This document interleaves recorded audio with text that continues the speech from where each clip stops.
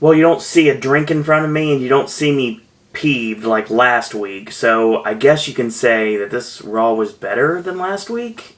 It was, without a doubt, but yeah, there's still some things that make the program suffer. And oh, by the way, before I get started talking about Raw, this very lopsided edition of Raw, I'll state one thing.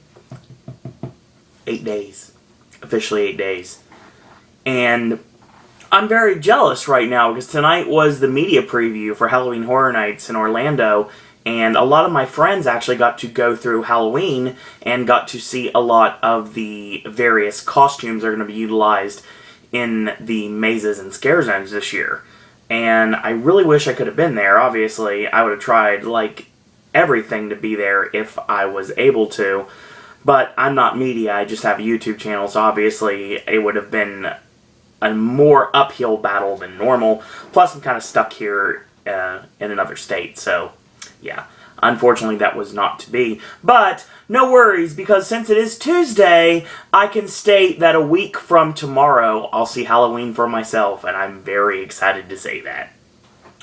So, hopefully you guys and girls out there saw my NXT and SmackDown video that I posted yesterday, and hopefully you guys and girls out there enjoyed that. Wrestling will continue on this channel. Tomorrow we're going to talk Impact, and enjoy them while you can, because obviously after next week there is not going to be any wrestling on this channel, aside potentially a Night of Champions recap until after October begins. So yeah, I'm going to be really busy. This was the quote-unquote season premiere of Monday Night Raw. Okay, here's the thing. I understand. Excuse me. I understand every week Michael Cole says, without a doubt, over and over again, he beats into submission the fact that Monday Night Raw is the longest-running episodic television program in history. Okay, I get that. Well, I was told a long time ago, and I might be old-fashioned when it comes to my professional wrestling, but wrestling was the only quote-unquote sport that does not have seasons. Apparently, we now have a season. I would think that the quote-unquote season premiere would be the day after WrestleMania. It would make perfect sense to me if they wanted to actually equate it with a season. I think the season runs from the night after WrestleMania until, it's not even a word. It is, but not for this sake. Until the next year's WrestleMania, and then the next season starts again. I was really getting sick of that. Didn't have to hear $9.99 over and over again tonight, but I did have to hear about a season, so yeah, I don't care. I don't want to hear this. Obviously, this is not something that appeals to me. I will state that WWE did something right. They started off the show with the cage match, which is presumably the blow-off of the Chris Jericho and Bray Wyatt feud. So that is our opening match, and it is our way to kick off the season premiere of Monday Night Raw. Ridiculous. So we pick it up off the commercial break, and Jericho gets hit with the Fall of Humanity from Bray, 1-2, and a kick out. Bray climbs up, Jericho grabs the foot, and ends up getting Bray on his shoulders, hits the electric chair, and when they get back to their feet, they trade blows, chops from Jericho, whip in, it gets reversed, ducks a kick, whip in, reversed, and Jericho with a flying forearm, the face buster off the ropes, hits the lion salt, and double legs Bray when he gets back up, goes for the walls, he gets countered, he kind of flips him out of it. Excuse me. Boot in, tosses Bray hard into the steel cage, and rams the back of his head into the cage. He's basically precariously placed between the very tiny opening between the ring apron and the cage. So that's how he's ramming his head into the cage, the back of his head, viciously. So he hits the Jericho dropkick, the springboard dropkick in this case, and that sends Bray back into the steel cage. Jericho climbs up, Bray climbs up to meet him, and he headbutts Jericho in the ribs. They fight on the top rope. They trade headbutts, which is weird because Jericho using a headbutt against someone that normally uses headbutts, not a good idea at this point. Bray shows why he is part Wyndham when he hits the superplex and goes into the Exorcist Crab Walk towards the open door, which apparently just miraculously just opened up. Just didn't even realize it. It's just somehow the door's open. Jericho grabs the foot, goes for the walls, and he gets kicked off by Bray. Chris ends up going into the cage via the kick, and Bray Wyatt with Uranagi connects 1-2 and a kick out. Right hand and Bray slingshot to Jericho, sends him into the corner, and instead of getting posted in the corner, he actually lands on the middle rope and he starts climbing up the cage. Bray nails him from behind, pulls him off, and a chop from Jericho. Climbs up, pounds the head of Bray 10 times like the 10 punch, but he's doing it on the top rope. Hits the top rope Rana. Jericho finally ascends the cage. Bray is down. He climbs over the top. Rowan and Harper, of course, are at the bottom of the cage, and they're menacingly shaking the cage to prevent Jericho from exiting. Jericho says, oh, whatever, and he hits a flying body press off the top of the steel cage onto Bray Wyatt, and he immediately clutches his knee, so it looks like he blew his knee out, at least for this part of the match, obviously to get Bray on top in this case. So he takes off his knee brace, he's limping around, he's grabbing the top rope to try to slowly, inch his way towards the open door. Bray charges in, Jericho low bridges Bray, and Bray goes over the top rope into the steel cage, and he's basically kind of stuck between the ropes and the cage. Jericho's crawling towards the open door again, Bray stops him, and Jericho's almost out, he's almost ready to touch, he's basically leaning over the ring steps at this point. So Bray starts pounding away at the bare knee, he gets on top of Jericho, he rains down the headbutts. Bray with the forearms to the back of the head, rabbit punch style. A headbutt, he starts pounding the bare knee yet again. Bray rolls to the floor and wins the match out of nowhere. So Bray Wyatt wins the rubber match between him and Chris Jericho. After the match is over, after the bell sounds, basically what happens is he slams the door to the knee of Jericho, slams his face into the ring steps, he tosses him back in the ring. Harper closes the door, holding it for good measure, and he does the upside down look in the corner, kiss of death, Sister Abigail, and that's the end of that. So, this presumably is the blow-off of Jericho and Bray Wyatt, and who knows where we're going to go for either one of these superstars from now on. Jericho, of course, supposed to be going back on tour with Fozzy after Night of Champions, so I don't know if this is going to write him off television early, or this is going to lead to an altercation next week on Raw, which will build to a match with Jericho and the person that actually attacked him on the show, but I'll bring that up in a minute. Kane, Seth Rollins, and Triple H are talking. Randy Orton arrives. As only one of us tonight's in the main event. I want to do something to Roman Reigns that he'll never forget. Triple H gives him permission to do so, so we get that. So Dolph Ziggler's in the ring, and he's talking about the fappening of, to put it in a normal way. Obviously, everyone knows that there was a very massive leak of celebrity pictures, their iCloud accounts getting hacked, and they were released on the internet. A lot of very famous celebrities you've now seen naked because of these pictures. Now, I bring this up because WWE brings it up, and Dolph Ziggler is going to show some of these pictures. He alludes to the fact that there are A-list, B-list, C-list, and even D-list celebrities, and even D-list celebrities like The Miz are not able to escape the camera, and these pictures were not taken by any means, but somehow, someway, Dolph Ziggler has come up with them. He has photos. One of them is The Miz in, facial cream, and he's wearing, jockey shorts, and he's standing in front of a mirror. Okay, that was awkward. And then he's shaving his chest and pulling the good old-fashioned Mike Howerton there. Four of you will get that reference. And The Miz, of course, cuts him off, bringing Damian Sandow to the ring with him. And Sandow, dressed from head to toe, just like The Miz, like always. He says, "This is an outrage. This is an invasion of privacy. My people will sue you, and your people, and everyone, if these pics are published in any way." Dolph basically says, you know what, I might as well get my money's worth.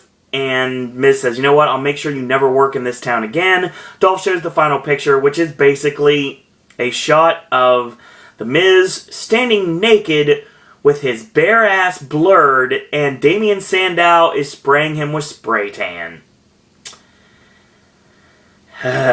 Some things you can't unsee, folks.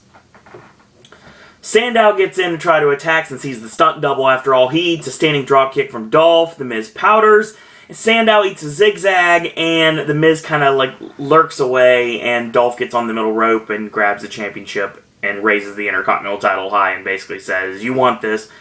Do you really want this? You got to beat me at Night of Champions." So we get progression, storyline progression in a mid-card feud, something we don't see very often nowadays. I actually like this feud, and I'm really interested to see where we go from here at Night of Champions. Should be pretty fun. Our next match, tag team action, playing up the fact that Total Divas started back Sunday night, and the fact that Mark Carrano, one of the talent relations guys for WWE, basically said that Natalya needed to watch over Rosa Mendez, since she is the new girl on the Divas block this year, because she came back from a long rehab, and now she's hopefully back to normal. But they're not necessarily sure, so at least for storyline purposes, they want Natalya to be her babysitter. And also, that means she's going to be her tag team partner, because they team up in a match against Paige and AJ Lee. This match was interesting. Well, there's a club shot to Rosa's back. Paige with a scoop slam, goes for a leg drop, Rosa's out of the way. Rosa won't tag Natalya, so obviously this is being played up for Total Divas. I can imagine it being said right now. I can see like the real world style cutaways. Like, she just wouldn't tag me. I don't know why she just wouldn't tag me. And I'm sure this is all about Total Divas. I guarantee you it is. So, straight kick from Paige, puts her on the ropes, rains the knee strikes, and AJ tags herself in, locks in the Black Widow. There's a quick tap out from Rosa. After the match is over, there is trouble in paradise because AJ and Paige are arguing. AJ basically takes the championship away from Paige and she kisses it. Paige grabs the championship back and she kisses it as well. AJ smiles evilly and leaves. So yes, my God, this is an interesting feud, to say the least. I think these matches are good as they are. To add the single white female thing actually works pretty well for this storyline. I actually think it works really well. Obviously, Paige is not completely looking like AJ Lee, but she's stealing her mannerisms slowly but surely. And eventually I can see Paige utilizing her finishers, and this gets a little bit more creepy as we head towards Night of Champions with the extra third wheel of Nikki Bella being thrown in there as well. Gotta love Total Divas. So, Randy Orton attacks Chris Jericho in the trainer's room, leaves him laying. It says this is the season premiere after all. So yeah, we could have led towards a Randy Orton-Chris Jericho match, which we still might build towards for Night of Champions, but I don't know, maybe the attacks from Bray Wyatt as well as Randy Orton have written Jericho off television. I wouldn't be completely surprised to see him on Raw next week on the setup for Night of Champions for a match against Randy Orton. I think that may happen, but who knows at this point. Then we get a really long segment. Paul Heyman comes out and he says, "Though I walk through the valley of the Sea Nation, I fear no thugonomics. I am the advocate of Brock Lesnar," yada yada yada. I want to deliver a warning as I were up in Cena's face. Here comes John Cena. He says, "You want to say something to my face? Well, right here I am. Talk. Until SummerSlam, you were the greatest champion of all time. Brock thought you might come out, so I'll give you some inside information. I'll let you know exactly how to beat Brock Lesnar at Night of Champions." Cena says, "You know what I already know? It's 3 words. Never give up." That's my motto, actually. "Give Brock my playbook," and he basically gives him the never give up red and yellow towel. And he says, "I'll see him at Night of Champions." Heyman just laughs at the fact and tosses the towel aside. He says, "You know what? Being John Cena is your biggest problem. See, you live for the kid who chants, 'Let's go Cena.' Brock hears the referee, he hears Paul Heyman himself, and he also hears the simple suffering of all his victims. All you have to do, John, to succeed is given the temptation." The fans chant, "Cena sucks." It gets to you, doesn't it? The one thing when I do it is one thing, but quite another when your fans do it. Don't you want to just tell them to shut up for once? How about you go over to the dark side? I'm paraphrasing here. And he's like, "How about you bust out a rap?" It's like, "Yo, yo, yo." You scream Cena sucks like it's your safe haven. You're getting punked out like the Baltimore Ravens. I mean, Come on, it's what John Cena used to do back in the day, the thugonomics days.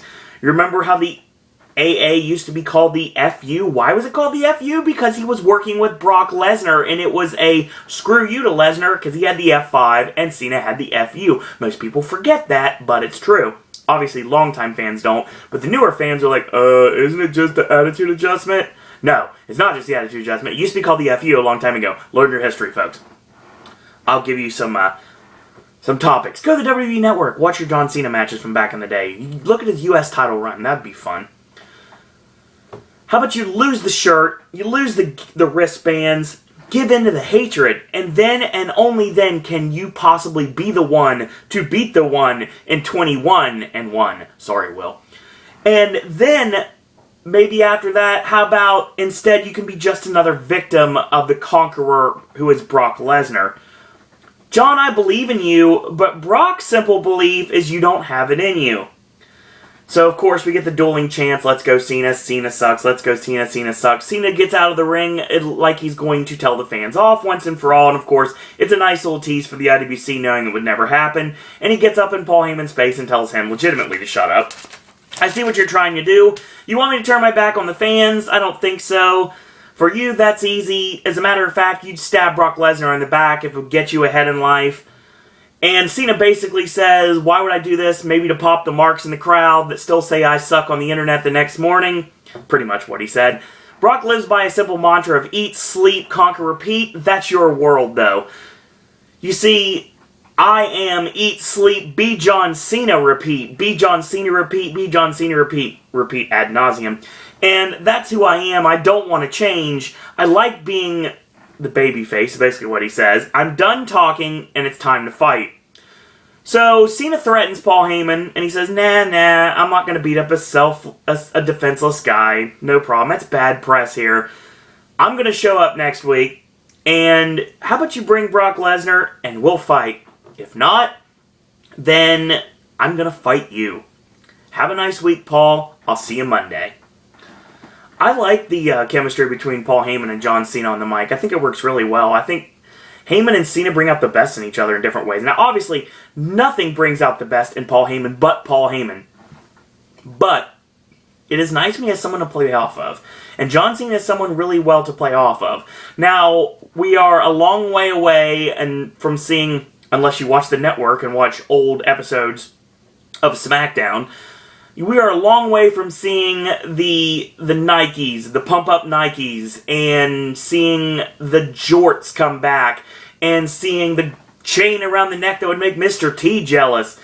We're a long way from sideways hat John Cena. We're a long way from the Doctor of Thugonomics. This is a brand new John Cena, and I like this because for all the haters on the internet and all the haters in the IWC, there are a lot of John Cena fans that know that John Cena is what is legitimately best for business right now. A lot of people think he's a tad bit stale, and I can understand where you're coming from, but John Cena brings his A-game each and every week, and I will say that not as a Cena apologist, but as somebody that's speaking truth. And I really like this promo. I think it worked really well. Talk the fans in the seats for Night of Champions, and when Cena and Brock go at it, a nice little pull-apart brawl we get next week on Raw. Really good build-up to Night of Champions, and then Cena and Lesnar go at it at Night of Champions in quite a brutal fight. I think it'll be completely different from the matchup we saw at SummerSlam, without a doubt. Definitely not going to be a one-sided match. That's for complete sure. Our next match is another non-title match. The United States Champion Sheamus taking on Mr. Money in the Bank Seth Rollins. This match was good as well. So we pick it up midway through the match, and Sheamus clotheslines Rollins over the top rope to the floor. Here comes Cesaro out in a suit. He's got his JT on. He's got his suit and tie. And he basically comes out to his music, and this distracts Sheamus. But we come back to live action, and Rollins has a chin lock on Sheamus. Sheamus punches his way out. Seth gets back into the corner, charges in. Sheamus puts the boots up. Sheamus ends up flipping up and landing on the top rope. He hits the battering ram. He misses the charge and does Rollins, and he goes shoulder first into the ring post. Charging forearm.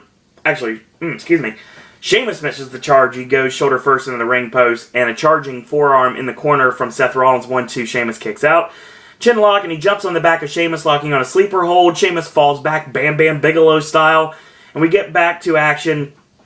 ducks Rollins clothesline, axe handle, charging shoulder, knee lift. You can call this match your sleep just like I can. Charging knee in the corner, and the Irish Curse backbreaker connects 1-2 and a kick out. Goes for white noise. Rollins counters. Sheamus gets distracted by Cesaro, who is now materialized at ringside. A roll up from Rollins, 1-2 and a kick out. Catches Rollins with the over-the-shoulder power slam, and Cesaro grabs the championship on the steps. Sheamus and Cesaro have a tug-of-war over the title. Sheamus does the same thing you do in a tug-of-war. He lets go, and Cesaro falls back. This allows for a one-footed drop kick from Rollins, and the most awkward sell of a curb stomp I've ever seen in my life. Sheamus really didn't sell any of that. Cesaro gets in the ring and slap to Sheamus after the match is over when Rollins wins with a curb stomp of sorts. And Gotch-style neutralizer. After the match, he yells, "Fella," and he drapes the championship over the fallen Sheamus. I think Sheamus and Cesaro are going to beat the daylights out of each other at Night of Champions. And we all win, because it's going to be a nice, hard-hitting, back-and-forth, strong-style wrestling match that I've been wanting to see for a long time. Rollins over the U.S. champion. Interesting booking here. So Rusev and Lana come out for a very meaningless segment, and I like Rusev, but yeah, this was a meaningless segment, basically saying that the national anthem was written in this decrepit city. We're in Baltimore tonight, by the way, hence the Ravens reference. Know about me wearing purple tonight. That's not the reason why I'm wearing purple. She says shut up. She doesn't say shut up. She says shut up, so obviously somebody's listening. And because she is a known vocalist, being a member of the Pitch Perfect cast in Another World, she sings the Star-Spangled Banner and says, "Everyone stood in awe of the Russian Rusev's might. Here's the real national anthem." They stand there and they play the Russian national anthem. The flag drops. Not flag drops, but basically he's waving, that's SmackDown. He waves the flag and Rusev swings it around. We get a promo for NXT TakeOver that's going to be on the WWE Network this Thursday at 8 p.m., which I already talked about yesterday. So, to promote this, we get something we haven't seen yet, and that is going to be a tag team match, NXT tag team match. The 4 participants in the main event at TakeOver 2. The man that gravity forgot, your current reigning and defending NXT champion, Adrian Neville, teaming up with Sami Zayn to take on the team of Prince Pretty Gorgeous himself, Tyler Breeze, as well as Tyson Kidd. So that's our next match. And I should have known right there. I should have just turned off Raw. I should have turned off Raw right after this match. And then I wouldn't have been so agitated with the rest of it. But we'll talk about that in a minute. So Neville and Zayn against Breeze and Tyson Kidd. We pick it up. This is a short match. Definitely don't get the time you get on NXT. This was basically just a short match that was really good to introduce the fans to all 4 competitors. Most of them got some good shine in this match. So we'll pick it up midway through. Tyson with a chin lock on Sammy. Sammy drags out of it. And tagging to Tyler Breeze from Kidd. And forearms and elbows from the vicious Tyler Breeze here. Nails a nice spinning reverse neck breaker. Almost a reverse neck breaker version of the Percocet from Nick Burke. The Percocet obviously is a double underhook into a face buster. But yeah, basically Tyler Breeze hit like a Percocet neck breaker instead of a face buster. Got a 2 off of that, tagging to Tyson Kidd. Stiff kick from Tyson Kidd, gets a 2 count off of that. Chin lock and created separation does Sami Zayn with a jawbreaker. Tagging to Tyler Breeze, he gets backdropped, but he floats over, he lands on his feet, tagging Adrian Neville, clothesline, and a drop kick to Tyson Kidd. Forearm, you've heard me call this match before. Spinning back kick, front kick, spinning back kick, drop kick to the side of the head off the ropes. Standing shooting star press, not a moonsault, Cole. And Tyson Kidd makes the save. Sammy hits the tope con hilo on Tyson Kidd after he low bridges Kidd's charge, sending him over the top rope to the floor. Neville goes up top after hitting the high kick and hits the red arrow. 1, 2, 3. Tyler Breeze is the person that eats the pinfall. And a great NXT tag match to end the edition of Raw. No, there's another hour left. And if Raw would have ended right here, I would have been, okay, this is awesome. The next segment was the Jerry Springer segment with the Bellas.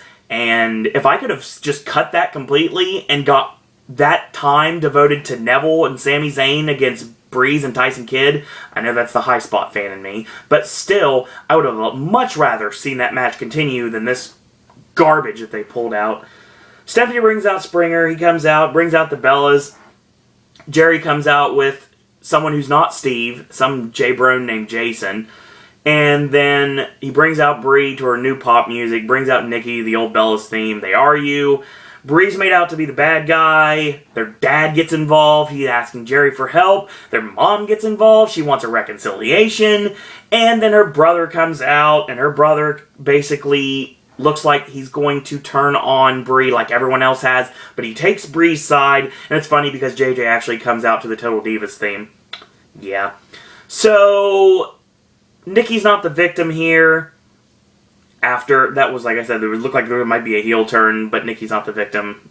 Bree is, so there's a cat fight, literally on Jerry Springer, and they land on his ankle, so JJ pulls Bree off, and Stephanie comes in, and Bree ends up, oh, I'm sorry, long day, JJ ends up getting slapped, they cat fight again, Stephanie pulls them apart, Jerry gets sent out on a stretcher, I don't care. I don't care about this. I want the storyline to end. I really hope they don't take the title off of Paige at Night of Champions and put it on Nikki just for Total Divas. I have a feeling they might, and I don't want to see that. Total waste of time. Tag team match next, Goldust and Stardust taking on Los Matadores, a rematch basically from main event a couple weeks ago. We pick it up midway through, double tope on Goldust and Stardust on the floor.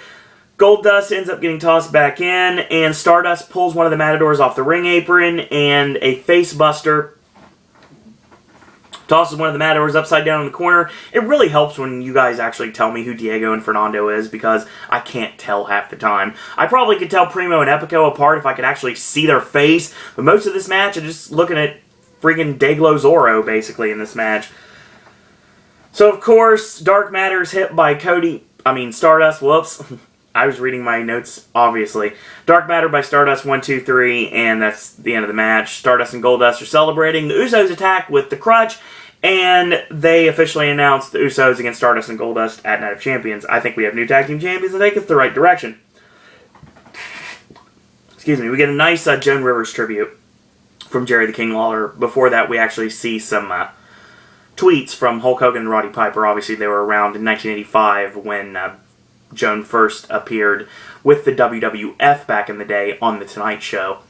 And obviously she was a part of WrestleMania, so they wanted to pay her tribute, and they did a really nice tribute video, obviously talking a lot about her career as it pertains to WWF.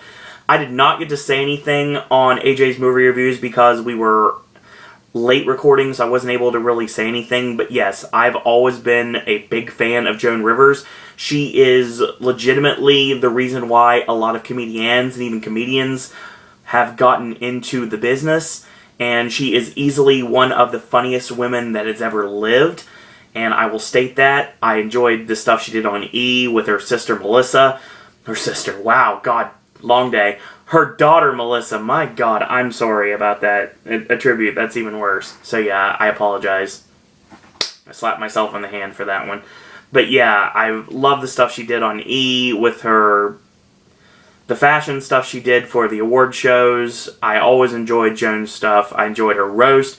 I think that Joan Rivers is a very great person, and she was a very hilarious lady, and she will definitely be missed. And I'm very happy WWE did something for her. Completely confused that sometimes they don't even acknowledge their former superstars, but they acknowledged Joan Rivers. Interesting. Interesting timing.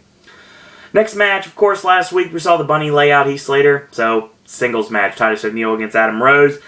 The Bunny comes out for a distraction, and Titus hits the fall away toss aside. This allows for Adam Rose to be down momentarily, so Slater misses a dive off the steps on the Bunny, and the Bunny makes him eat a super kick.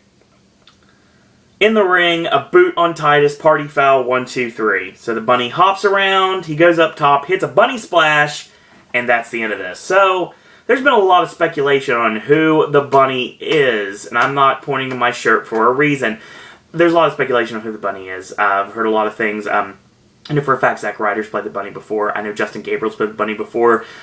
It seemed to me like it was probably Justin Gabriel tonight, but a part of me thought that might have been Dolph Ziggler under the mask, to be honest. It seemed like it could have been. I might be wrong, but yeah, interesting. I think we're going to get a tag team match between the two teams at Raw next week, or they may just blow it off on SmackDown, who knows. But maybe not, because they're actually paying attention to this, because this actually has happened on their shows before, so who knows. Yay, Roman Reigns promo in the back. That's what I want to see. Randy Orton may have venom, but Roman has the antidote, and that's his fist. Okay. Don't care. Main event time, and it is Randy Orton and Roman Reigns. That's something I really want to watch. And we're going to talk about that now. Make sure I got all my matches. Yeah, we're good. So, Orton rams Roman Reigns face first in the ring steps when we come back from the first commercial break. And he hits it like about 3 or 4 times. He tosses him in, gets a 2 off of that, locks in a chin lock, does Orton. Reigns punches his way out. So, he stops his momentum with a knee lift. Whip in, ducks the head, a headbutt from Roman. Charges in with a clothesline in the corner. Ducks Orton's clothesline, and Orton ducks it, and Orton clotheslines Roman Reigns to the floor. There you go. So he pulls Orton out underneath the bottom rope for good measure, and Orton clotheslines him on the floor. Tosses him in, 1-2, and a kick out. A right hand in the corner to Roman Reigns, whip in reverse, and the charging splash misses. He no-sells it and leaping clothesline out of the corner on Randy Orton. Okay. Orton goes to the floor to break up momentum, and Roman sends Randy into the ring apron and then back first into the barricade. So he tosses him in, a boot in, a right hand, they trade blows, and Roman's momentum is stopped with a neck snap across the top rope from Randy Orton. Tosses him over the buckle, kicks him in the face, and he climbs up top, hits the superplex, 1-2, and a kick out. We come back to live action, and a chin lock is applied. He punches his way out, whip in, and a hair pull takedown gets a 2 count. That's interesting. He should have kicked out at 1. So he punches away at the top of the head. Orton goes back to the chin lock. Roman uses his Superman strength and breaks the grip. A punch in, a boot. They trade blows. Orton stops with a boot. They trade blows again. And, God, it's so far down. The backdrop Uranagi connects, but it's more like a backdrop into a choke slam at this point. Uranagi connects like this, choke slams like this. Basically, Roman Reigns did more of a backdrop into a choke slam. So both men are down, and of course we get Roman Reigns firing up. Clothesline, whip in, reverse, and he gets countered into the Samoan drop. 1-2, Orton kicks out. Charging clothesline, comes off the ropes, and he catches him with the snap Samoa Joe style power slam, 1-2, and Roman kicks out. He sets up for the snakebite DDT. Roman drops to the floor. A right hand drops Orton across the bottom rope. Gee, shock, surprise. Leaping dropkick to the side of the head connects. Back in the ring, ducks the clothesline, and a leaping clothesline from Reigns, 1-2, and a kick out. The punches in the corner. He pulls him off. Roll up from Orton, 1-2, and Roman Reigns kicks out. So Orton catches him with a 3.0 backbreaker, gets a 2 off of that, charges in, Reigns gets a boot up, and middle rope dive gets caught by Randy Orton's power slam, 1-2, and a kick out. Finally hits the snakebite DDT, and the camera is panning to the entranceway at this point. I don't think you're supposed to pay attention to that. At this moment, the camera just went right to the entranceway, and I'm thinking there's a bunch of people who could possibly come out. Could we see Jericho? Could we see Dean Ambrose? Could we see The Authority? Who knows at this point? Anyone's guess. So he starts patting the mat like a fool, and then, of course, he goes for the RKO. Roman tosses him off, and Superman punch to Randy Orton. Orton calls for some help, some backup. Here comes Rollins, Kane, and a assorted group of people, and they start like breaking down the ring and setting up different things. They call for the cage to come down, which Justin LaBar called on Twitter, by the way. Not exactly like he wanted, or anybody wanted, but still he called for the cage to come down, and it did. Roman Reigns attacks, and Kane is tossed out. Rollins gets tossed out as well, but he slides in a chair because he can't get back in the ring before the cage drops. So Roman nails him from behind. Roman pinballs Orton between the cage walls and spears Orton, grabs the chair, swings at Kane, he tries to get in, and Rollins with a flying body press off the top of the cage onto Roman Reigns. Kane with a right hand, and they toss Roman in the cage twice. The choke slam from Kane. Orton backs Kane off and wants to finish him off himself. So he starts dropping the chair into the ribs. and then viciously the back over and over again. The chair's under the chin, and he jabs it into the ribs, and then to the lower back. He puts Roman's face over the chair, and Seth Rollins curb stomps him on the chair, and that's the end. If they were going to do this, I would have think that they would probably have had somebody come out and make a save. Obviously, we're playing up the fact that Roman Reigns has no friends, but we've seen that Roman Reigns has had people that have teamed with him before. Why are the Usos not coming out? Obviously, why is one of the Usos not coming out to make a save? Why is John Cena not coming out to make a save? I know he's got better things to do, but still, I mean, obviously that 10-man tag on SmackDown made me think that there's somebody that could have saved Roman Reigns. The right answer here was the cage came down, and somehow, like, Dean Ambrose came from under the ring, and he was in the ring, and he took it to Rollins, and basically got Rollins to powder with Orton and Kane, and that's how we ended, with the return of Dean Ambrose and saying, I'll see you at Night of Champions. But obviously, wasn't going to happen because Ambrose is still filming the film for the next few weeks, so I think the night after Night of Champions is when we get Dean Ambrose returning out of nowhere, playing the old-school Brian Pillman loose cannon gimmick that he does oh so well. This match was alright. I'll say right now, like I said, I really wish I would have turned off Raw after the NXT match. What I recommend on this show, few and far between. Jericho and Bray Wyatt was alright, but I think it was kind of a small end to this feud. I think it could have ended a lot more decisively, but it didn't. Rowan and Harper did not really get physically involved, so that was no issue, so Bray actually won on his own. Natalya and Rosa against Paige and AJ is okay for what it was. Heyman and Cena, that promo, check that stuff out. It is gold, Jerry Gold, without a doubt. I will say right now that the Sheamus-Seth Rollins match was good for what it was. I'd like to see them work each other again sometime soon. And without a doubt, easily the best match of the night, Adrian Neville and Sami Zayn against Tyler Breeze and Tyson Kidd. And I would say that it would easily have been a lot better if they would have cut the stupid Jerry Springer segment with the Bellas and just had Rollins, long day, and just had the tag team match go a little bit longer, maybe 5 more minutes to get the fans used to the stuff so they could obviously tune in to TakeOver to see more of this stuff. This was just to whet the appetite of the fans who have never seen these four compete, even though obviously Baltimore's had some ROH shows. We got a lot of Olay chants for Sami Zayn, which was nice to hear, since obviously Sami Zayn has spent some time in Baltimore when he was in Ring of Honor. Same with Adrian Neville. I think he has done some indie work as well in Baltimore. I might be wrong on that, so who knows. But yeah, that was the show, and yeah, I have no problems. I'm not shedding a tear that I'm going to be missing Raw for a while. Nothing I'm really thinking about right now. I mean, there's some solid stuff, like stuff with Cesaro and Sheamus. I love that. I love what they're doing with The Miz and Dolph. I like that a lot, and I think Cena and Lesnar is being built up the best way it possibly can be. I like the idea of doing the Usos against Goldust and Stardust. I think that works. I like Sandow as the Miz's stunt double. I think that works. I think that they're going to start building Bray Wyatt back up, so that works for me. Rusev and Mark Henry should be fun. So yeah, there's some things I really enjoyed on the show, but it's starting to... I know it's saying it's starting to after all this time is kind of kicking the horse while it's down, but I will state that yeah, it's starting to get old, this 3 hours. I really think they should go back to 2 hours. 3 hours is too much. It really is. Sometimes it's just too much. Sometimes it's not enough. Sometimes it's too much.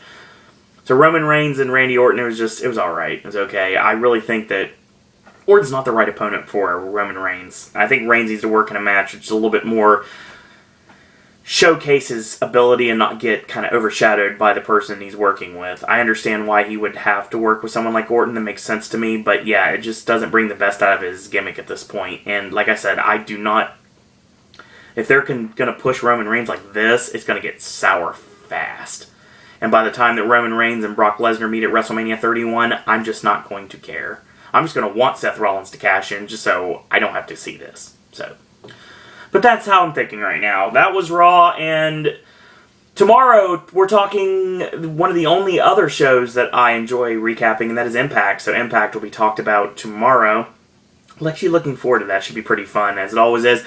Thursday is actually going to be one more Halloween Horror Nights video. I talked a long time ago about a video saying all I ever need to know in life I learned from watching professional wrestling, and I equated pro wrestling to Halloween Horror Nights, and the aforementioned mazes and scare zones. So that video is going to be decrypted on Thursday.